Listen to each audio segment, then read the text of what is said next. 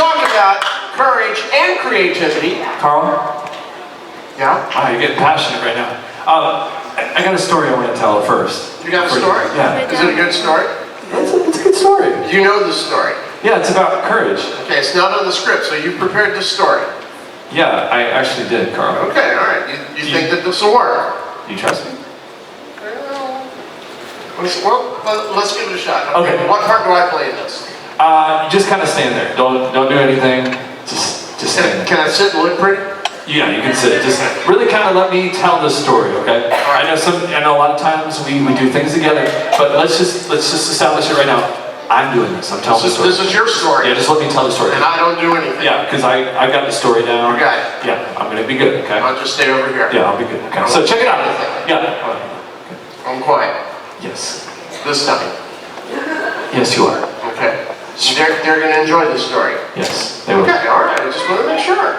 Okay, all right. Okay, because it's not in the script. Okay, so you got this. I got it. All right, okay. Okay. Relax. Go ahead. So there's this guy, right? How old is this guy? I don't know. Well, I mean, we got to get a visual sense of it. Just a guy, it could be a little kid, it could be an old man, it could be in between. I don't know, Carl. I mean, I don't know if it really matters. Let's just say 20. It might matter to them. Let's say 20 years old. All right, so 20-year-old man. All right, now remember, I'm telling the story. You got it. It's all your story. So this guy, right? He wakes up and the Lord speaks to him and says, God speaks to him. Yeah. Okay. So this, is this a real story? Yes, it is. The real story is not. This is true, because when we're talking about God speaking to people, we got to be accurate here. Yes. All right. So far we got a 20-year-old man and God speaking to him. Yes. All right. Go ahead. So this guy, the Lord speaks to him and says, "Hey, I need you to go to Nineveh. There's some bad things going on over there." To go where? To Nineveh. Nineveh? Yes. Is that in Florida? No. Where is Nineveh? It's over yonder. Across, people may not know where it is. Across the pond, if you will. Across the pond, so it's in England. As I said, across the pond. the Atlantic pond, okay? Okay, all right.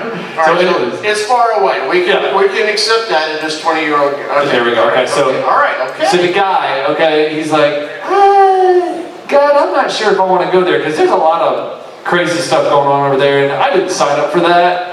I know I'm hearing from you, but I'm going to move on, and I'm going to actually go the opposite direction. Wait a minute. You're telling me and these wonderful people here that a man hears God's voice and says no? Yeah, he's going to run. Are you sure that this is a real story? I mean, yes.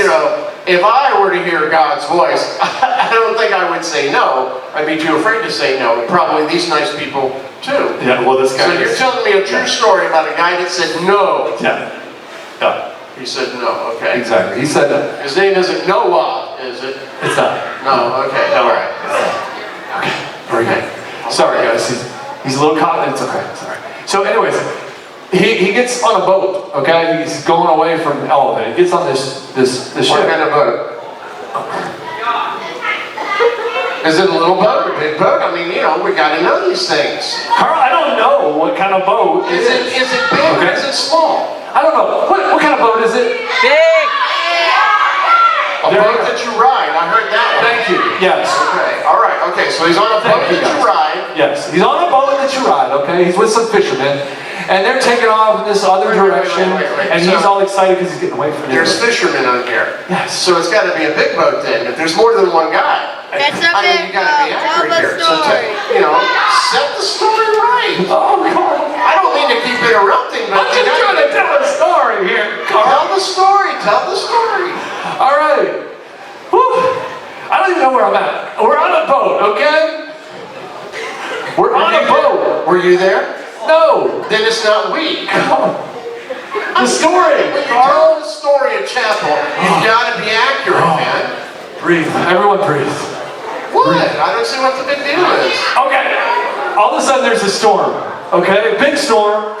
The boat's rocking, and it's about to capsize. Capsize. Hey, now there's a good SAT word. Not an SAT word. Yeah. What does it mean? It means about to flip over. Like 6 and 7/8? Is that what it means? I know what it means. You got it? I know what it means, okay? All right, if you know what it means. Capsize. Like when I go to the hat There store. might be some younger kids out here that haven't heard that When I word. go to the hat store, right? I gotta have the capsize. 6 and 7 eighths. There you go. That's right, mine's 7 even. Yeah, there we go. So the boat's about to capsize, right? I get it now, capsize. Yeah. Well, anyways, they're trying to figure out what to do, right? They're throwing stuff off the boat. They're like, we gotta lighten this load. Like something bad's gonna happen. The load's just going overboard, and they're just like, okay, we gotta. What kind of load do they We gotta have? figure this out. I don't know, Carl. Maybe some fish bait. Okay. Well, I mean, you know, is it being held in containers? Is it down below in the hold at the bottom of the ship? How are they gonna get it out? I mean, by the time they get it out and off the ship, the storm could have already flipped the boat upside down. We got to know what kind of load is on the boat to get the story right. It was quite a big load, all right? It was a big load. They finally do everything they can, and it's still rocking, okay? And they're on a boat. I'm on a boat, okay? Right? I'm on a boat. So they decided that, well, actually, this guy, which his name's Jonah, by the way, decides that, hey, I think I'm the reason. You're telling me this is the story of Jonah and the Whale? Is that where you're going with that? Carl, you are ruining the story. I don't think these people have heard this story before. No! How many of you would like to hear the story of Jonah? Me! Over 50% of the class. Thank you, Carl. Keep that there. All right, here we go. So, Jonah says, hey, I think I'm the reason we're having this big issue, so you probably need to throw me overboard. So, throw him overboard. He falls into the ocean. Guess what happens? You guys know the story, right? A big old fish, right? It's not one of those little fish, okay? It's a big fish, Carl. See, now you got me just questioning everything I'm saying. Okay, it's a big fish. Okay, he gobbles them up. I mean, for him to gobble up a human being, he's got to be a big fish. He's a whale. Okay? Takes the whale ride. Okay? It's a fun ride. You're living in the intestines of a whale. Yummy, right? But anyways, you know, just travel along. Well, 3 days he's in this whale. Yeah, 3 days. And by the time the third day comes finally, which is interesting, the third day Jesus rises from the grave. Interesting. But anyways, he spits. Yeah. All right? And he spits him out onto the shore. And he says, all right, I'm done with you. You know, you're irritating my stomach. I think God irritated his stomach and just threw him out, right? And guess where he is? A little place called Nineveh. And he's like, how did I get here? Oh, I guess God wants me to be here.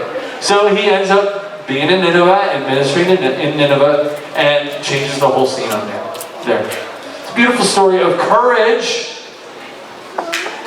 Okay? And sometimes our courage has to kind of be pushed along, doesn't it? And that's kind of what this story is about. Sometimes we got to get that courage.